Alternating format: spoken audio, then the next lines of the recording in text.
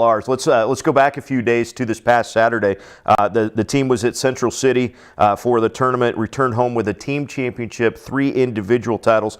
Talk about how the guys wrestled. That's a good tournament, and always good to come home with some trophies and some medals.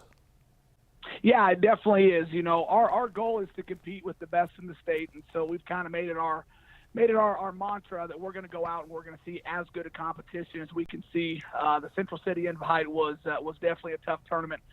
Really 5 quality Class B wrestling schools there. Obviously, you've got Central City that's got a fantastic history, and so for us to go in there and win that thing, we're pretty excited about that. You know, we did bring home those 3 individual champions, which was fantastic. Saw a lot of great head-to-head individual matchups. And so going forward, it's something we can build off of for sure. And during that tournament, Patrick Ondrak became the 7th Jeff wrestler to get to 100 wins. Talk about what he has, what type of impact he's had on the program. You bet. It's my pleasure to talk about Patrick Ondrak. You know, there are certain kids that just impact your program more than you can even describe, and Patrick's one of those kids. He carries with him a 4.0 grade point average. He is the true definition of what a student athlete should be. He is a great leader. He helps with our youth wrestling program. Now, this is a young man that started wrestling as a 7th grader, and he had never touched a wrestling mat up until that point. So that will tell you how good he got that quickly. And to reach 100 wins his senior year is fantastic. He's also an honorable mention All-State football player. He's a 2-time state qualifier in the track and field state championships. And so he's a true 3-sport athlete. And it was awesome to see him get that 100th win. He was so close at Norris on Tuesday night of last week. He got beat by 1 point to the number 5 rated kid in the state from Norris. And we thought we were going to get to celebrate that night, but we had to postpone it till Saturday. But it was pretty exciting nonetheless. 100 wins is a great accomplishment for a career at any point. And I find out after we kind of put some things out on Twitter today that I need to ask you about some other guys that might not be too far off that mark as well. Yeah, you bet. I tell you, when I took over as head wrestling coach in Fairbury, we had 4 total in our history 100 match winners. And we added one my first year here, John Fletcher. He is now wrestling at Doane University. And this year, earlier in the year, right before Christmas, we had Damian Green, who's a state medalist for us and a 2-time qualifier. He cracked that win. He's up to 114 right now. Patrick became the 7th person in Jeff history. And we have 3 more guys. Jacob Johnson's at 94, Paul Mox at 91, and Anthony Moyers at 92. And so if we stay healthy and continue to do the things we are doing, we should be able to add 3 more to that list here very, very quickly.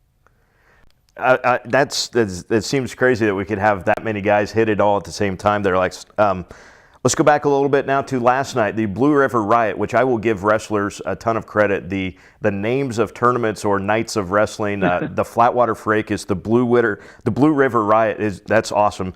It was in Wilbur, 4 teams competing, and again another team win for you guys. Yeah, you know, we love that Blue River Riot, and I'm with you. I love the name. I think it's awesome.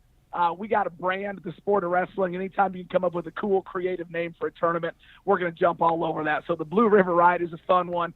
You know, we get to see some local teams in Wilbur, Claytonia. That's a team right down the road that has had immense success over the last few years. And so being able to lock horns with those guys is an awesome honor and a great opportunity. Obviously, you got a district opponent in Seward, who was there, and so anytime you see a district opponent, you want to beat them head-to-head. And a very tough West Point Beamer team is there. And so for us to go down there, it's a quick turnaround from the tournament on Saturday, having guys make weight on Tuesday. Our kids did a great job. Everybody got down to weight. We went in there healthy yesterday.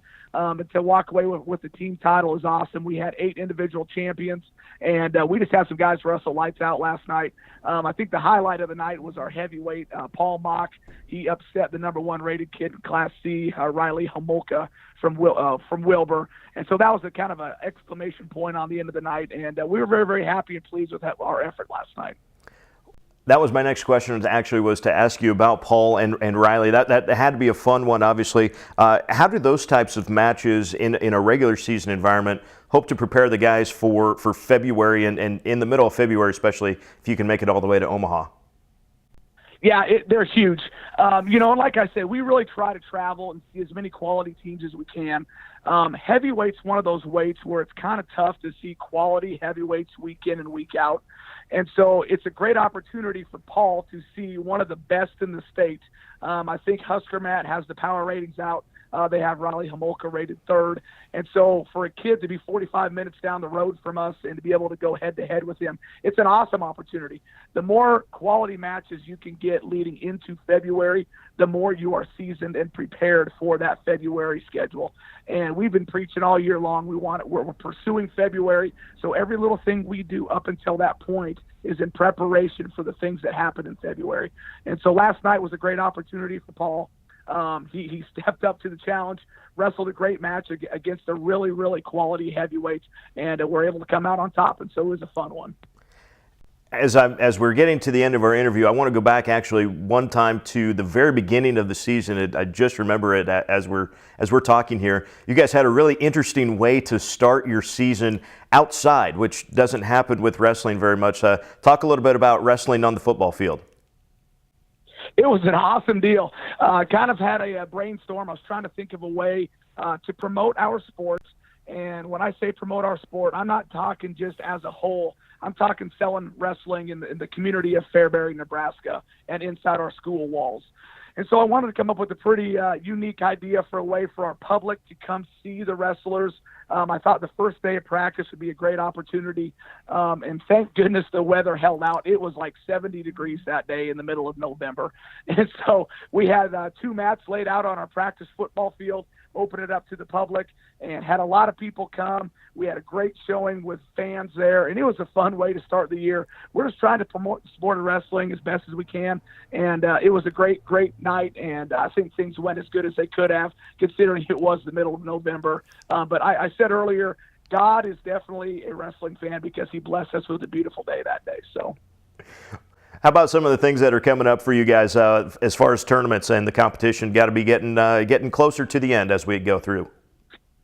We are, and we've kind of set up our schedule. We want to be peaking at the best we can be in February. And so our tough tournaments are coming up from here.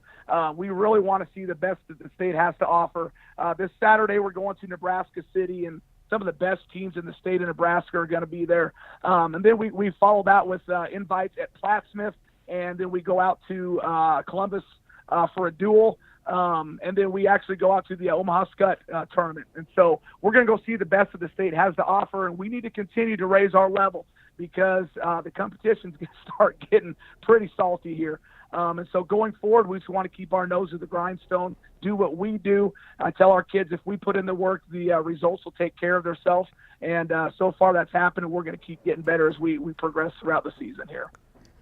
It'll be fun to follow along for you guys the rest of the year. That is Fairbury Wrestling coach Derek Garfield. Thanks so much for the time. We wish you guys the best of luck the rest of the way. Hey, thanks so much, and we appreciate all you guys do. We will be back with more Prep Huddle live right here on Striv Sports.